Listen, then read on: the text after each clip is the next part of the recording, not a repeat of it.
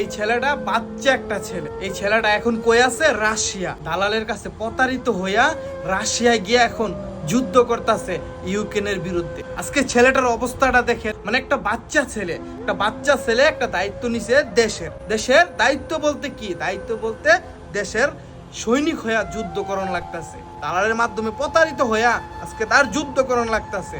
তাই বলে আমাদের বাংলাদেশের যত ভাই এখন পর্যন্ত রাশিয়ার হয়ে যুদ্ধ করতেছে ইউক্রেনের বিরুদ্ধে, আমাদের সরকারের উচিত তাদেরকে ফিরত আনা আমাদের দেশে। আর আমাদের দেশের থেকে বন্ধ করে দেওয়া দরকার রাশিয়ার ভিসা। কোনো এজেন্সি রাশিয়ার ভিসা বিক্রি করতে পারবো না, কোনো দালালে রাশিয়ায় কোনো লোক পাঠাইতে পারবো না।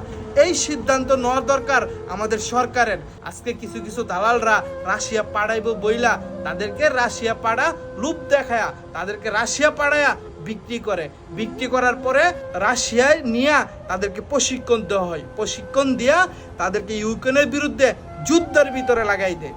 আজকে এই ভাইটার মতন অসংখ্য ভাই ওই রাশিয়াতে আছে। তাই বলে আমাদের সরকার উদ্যোগ নিয়ে যেই ভাইরা রাশিয়াতে আছে তাদেরকে আমাদের দেশে অন্তত ফিরত আনা দরকার আছে। আর আমাদের দেশের থেকে সম্পূর্ণ ভিসা বন্ধ করে দেওয়ার দরকার আছে।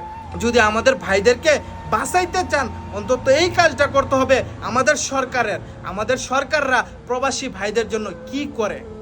তারা কি করে প্রবাসীদের জন্য? প্রবাসীরা লক্ষ লক্ষ টাকা পাঠায়া এই পর্যন্ত দেশটারে বাঁচাই রাখছে শুধু প্রবাসীরা। আর তারা সিটের ভিতরে বৈশা প্রবাসী ভাইয়ের কষ্ট, প্রবাসী ভাইয়ের দুঃখ সেটা দেখে না। তারা বৈশা চা আর কফি খা। আমাদের খুবই কষ্ট লাগে, আমাদের প্রবাসী ভাইদের চিন্তা করে না। আপনাদের কাছে অনুরোধ রইল যে ভাইগুলা রাশিয়াতে আছে তাদেরকে ফিরত আনেন, ফিরত আইন না তাদের মার বুকে আপনারা একটু ফিরত দেয়া দেন।